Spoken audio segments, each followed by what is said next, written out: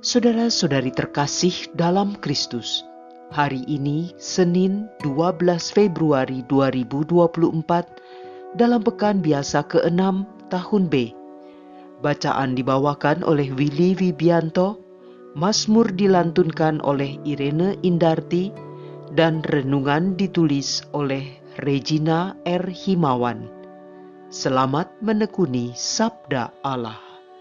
Marilah kita semakin bersolider dengan peduli kepada sesama.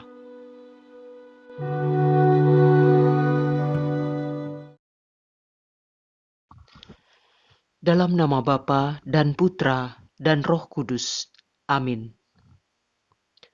Allah Bapa yang Maha Pengasih, kami bersyukur atas hidup yang sudah Kau berikan hari ini. Terima kasih untuk satu hari lagi yang Kau percayakan kepada kami. Bimbing dan lindungi kami dalam perjalanan dan pekerjaan kami hari ini. Semoga sabda-Mu yang akan kami dengarkan bisa meneguhkan langkah kami dalam menjalani hidup, terutama menjelang masa Prapaskah yang akan dimulai sebentar lagi. Doa ini kami panjatkan dengan perantaraan Yesus Tuhan dan Juru Selamat kami. Amin. Bacaan dari surat Rasul Yakobus bab 1 ayat 1 sampai dengan 11. Salam dari Yakobus, hamba Allah dan Tuhan Yesus Kristus, kepada kedua-belas suku di perantauan. Saudara-saudaraku, anggaplah sebagai suatu kebahagiaan apabila kamu jatuh ke dalam berbagai-bagai pencobaan, sebab kamu tahu bahwa ujian terhadap imanmu itu menghasilkan ketekunan. Dan biarkanlah ketekunan itu memperoleh buah yang matang, supaya kamu menjadi sempurna dan utuh dan tak kekurangan suatu apapun. Tetapi apabila di antara kamu ada yang kekurangan hikmat, hendaklah ia memintanya kepada Allah, yang memberikan kepada semua orang dengan murah hati dan dengan tidak membangkit-bangkit, maka hal itu akan diberikan kepadanya. Hendaklah ia memintanya dalam iman, dan sama sekali jangan bimbang, sebab orang yang bimbang sama dengan gelombang laut yang diombang-ambingkan kian kemari oleh angin. Orang yang demikian janganlah berharap bahwa ia akan menerima sesuatu dari Tuhan. Sebab orang yang mendua hati tidak akan tenang dalam hidupnya. Bila seorang saudara berada dalam keadaan yang rendah, baiklah ia bermegah karena kedudukannya yang tinggi, dan orang kaya karena kedudukannya yang rendah. Sebab ia akan lenyap seperti bunga rumput. Matahari terbit dengan panasnya yang terik dan melayukan rumput itu, sehingga gugurlah bunganya dan hilanglah semaraknya. Demikian jugalah halnya dengan orang kaya. Di tengah-tengah segala usahanya, ia akan lenyap. Demikianlah sabda Tuhan.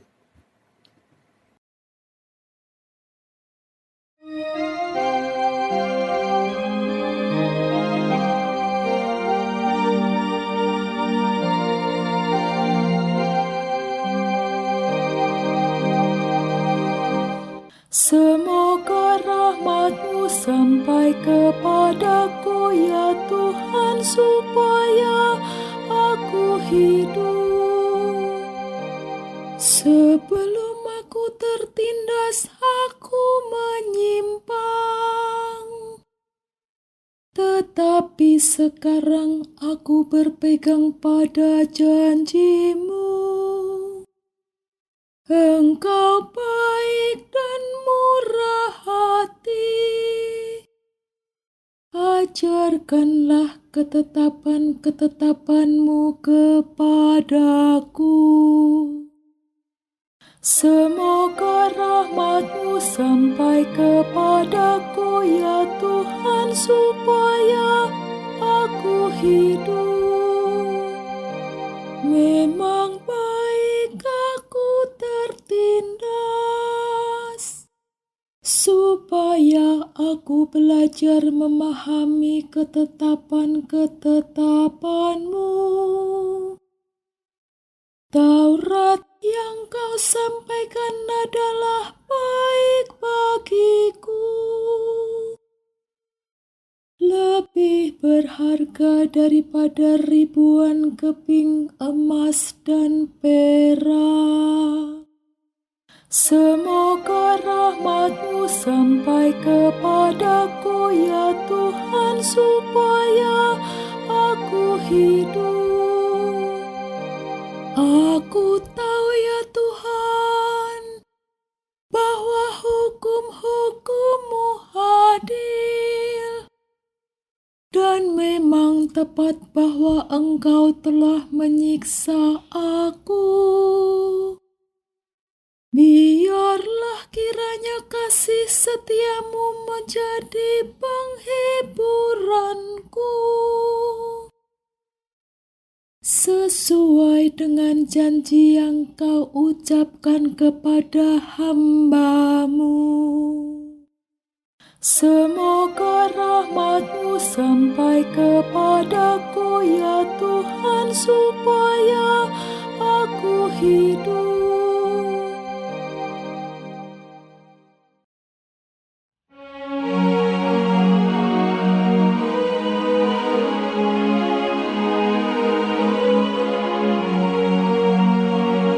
Haleluya, haleluya, haleluya. Aku ini jalan kebenaran dan kehidupan. Sabda Tuhan. Tiada orang dapat sampai kepada Bapa tanpa melalui aku. Haleluya, haleluya, haleluya. Haleluya, haleluya, haleluya.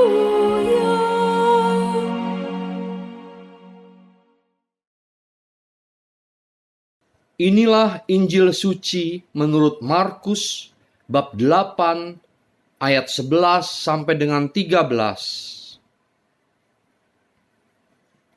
Sekali peristiwa, datanglah orang-orang Farisi dan bersoal jawab dengan Yesus. Untuk mencobai Dia, mereka meminta darinya suatu tanda dari surga. Maka mengeluhlah Yesus dalam hati dan berkata, "Mengapa angkatan ini meminta tanda? Aku berkata kepadamu, sungguh kepada angkatan ini sekali-kali tidak akan diberi tanda." Lalu Yesus meninggalkan mereka. Ia naik ke perahu dan bertolak ke seberang. Demikianlah sabda Tuhan.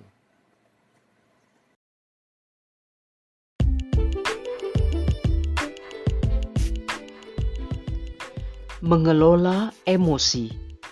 Renungan dibawakan oleh Maria Monica.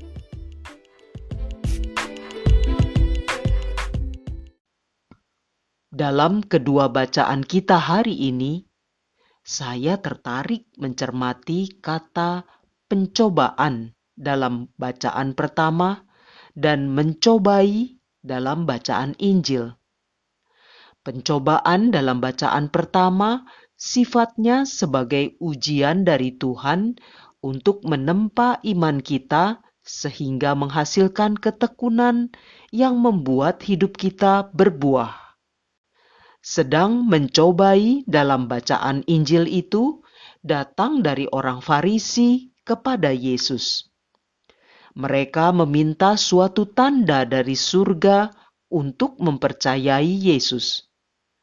Mereka sudah melihat semua tanda-tanda yang diberikan lewat berbagai peristiwa sebelumnya, dan mereka sudah sampai pada yang ditandakan itu sendiri, yaitu Yesus. Namun, kedegilan hati merekalah yang membuat mata mereka tertutup.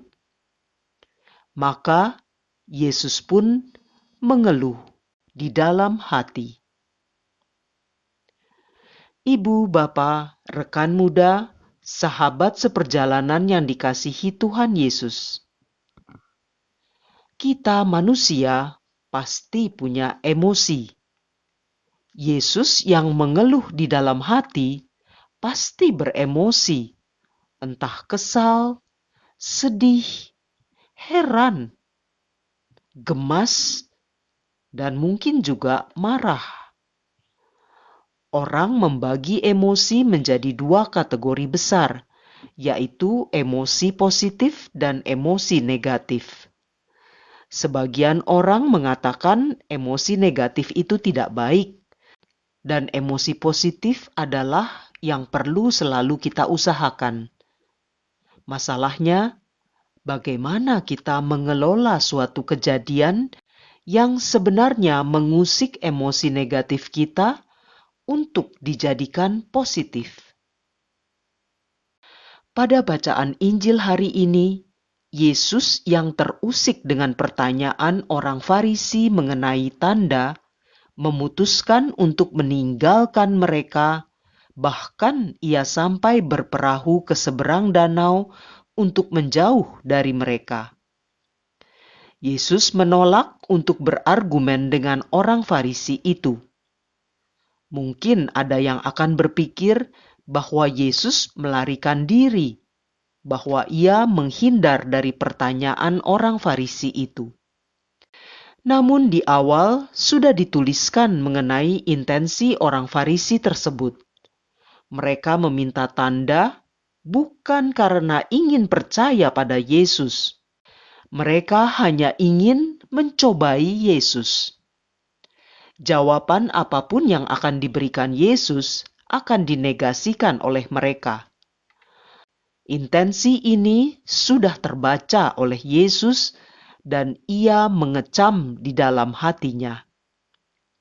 Maka tindakan Yesus ini adalah suatu tindakan yang tepat, karena tidak ada gunanya bersilat lidah dengan orang yang bebal, dengan orang yang sudah tertutup hatinya. Kita pun dapat belajar dalam kehidupan sehari-hari. Jika hati kita sedang marah terhadap seseorang, bagaimana kita bisa mengendalikan diri untuk tidak berkata kasar atau berdebat dengan sangat keras terhadap orang itu. Yesus yang adalah juga manusia, paham mengenai gejolak yang ada di dalam dirinya. Maka ia memutuskan untuk pergi menghindari pertikaian yang tidak perlu. Rasa lelah, kesal, frustrasi yang kita alami dalam kehidupan dirasakan pula oleh Yesus yang berhadapan dengan kebebalan orang-orang Farisi. Itu adalah perasaan negatif yang manusiawi dan wajar. Dari apa yang dilakukan Yesus dalam bacaan Injil hari ini, kita belajar bahwa masalah yang perlu kita perhatikan bukan perasaan negatif atau positif itu sendiri, melainkan cara kita mengelola emosi yang ada di dalam diri kitalah yang penting. Kita perlu mengenali emosi itu, menenangkannya dengan pemikiran yang jernih, baru kemudian menyalurkannya melalui tindakan yang tepat. Itulah yang dilakukan oleh Yesus dengan meninggalkan orang-orang Farisi itu. Terus belajar mengelola emosi secara benar adalah bagian dari pencobaan yang perlu kita hadapi. Ini adalah suatu proses yang terus-menerus terjadi dalam diri kita sepanjang hidup, agar menjadi kebiasaan melalui ketekunan kita.